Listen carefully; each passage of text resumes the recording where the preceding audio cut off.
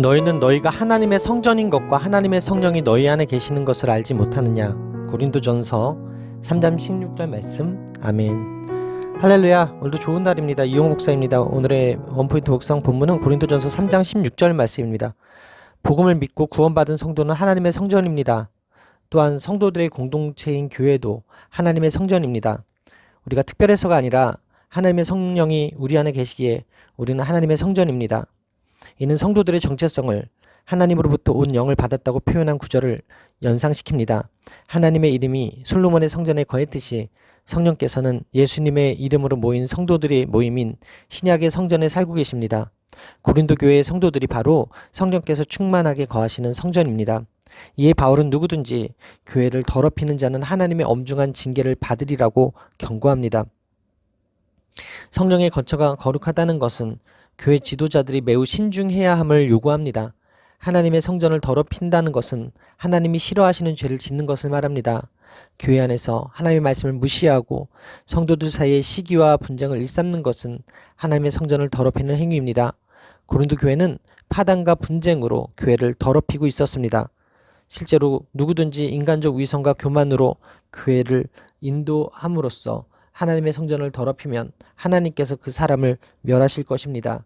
심판이 이토록 가혹한 이유는 하나님의 성전이 거룩하기 때문입니다. 고린도 교회의 지도자들은 분쟁으로 하나님의 성전의 하나됨을 허무는 것이 아니라 그것을 지켜야 했습니다. 그들이 교제를 분열시킨다면 그것은 그분의 몸이며 그분의 신부인 하나님의 성전을 공격하는 것입니다. 그것은 하나님의 진노를 자초하는 것입니다.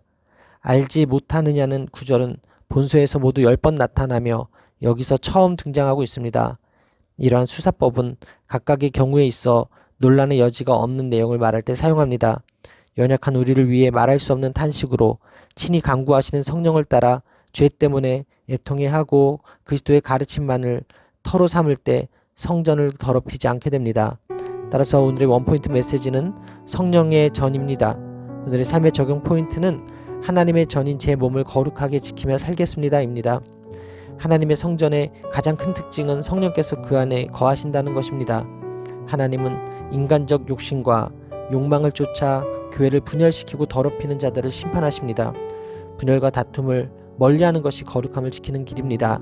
하나님 성전인 성도는 거룩한 삶을 살아야 하며 성도의 공동체인 교회는 더럽혀지거나 파괴되어서는 안 됩니다. 성도는 그 은혜로 살아가는 존재들입니다. 하나님의 성전인 성도는 하나님의 명예에 맞는 삶을 살아야 합니다. 기도드리시겠습니다.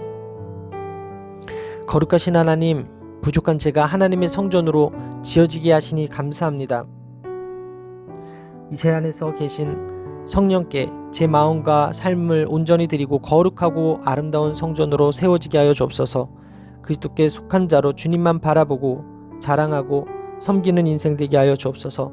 이 모든 말씀 살아계신 예수 그리스도의 이름으로 기도합니다. 아멘. 할렐루야. 오늘도 최고의 복을 받았습니다.